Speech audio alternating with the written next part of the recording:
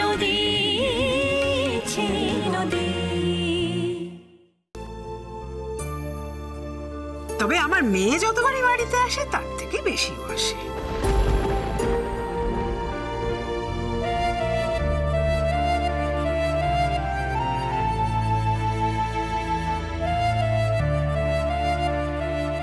বাবা, তোমরা যা ব্যস্ত মানুষ, তবু যে সময় করে বুড়ো বুড়ির কাছে এসেছো, বুড়ো দাদু বুড়ো দিদার বাড়িতে যে মনে করে এসেছো, এতেই আমি ধন্য।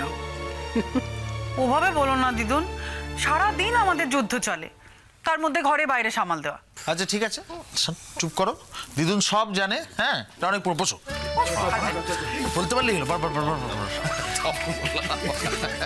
যাও। আচ্ছা মেঘলা, তোমার একটা কথা বলি শোনো।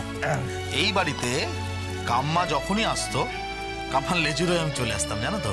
মানে আমি নিজের মামার বাড়িতে অতবার যাইনি জীবনে, আমি এখানে যতবার এসেছি। আচ্ছা তুমি কি একা এখানে আসতে নাকি?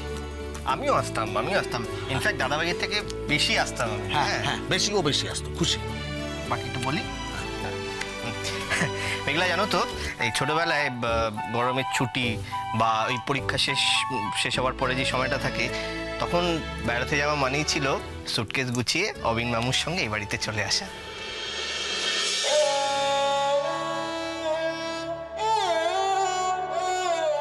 এই পুকুরটার কথা বল।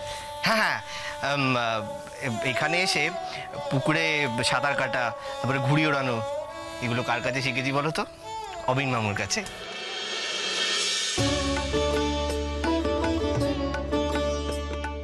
এই বাড়ির পেছন দিকটা না একটা ইন্টারেস্টিং পুকুর আছে, পারলে আজকে দেখে নিও। হ্যাঁ হ্যাঁ।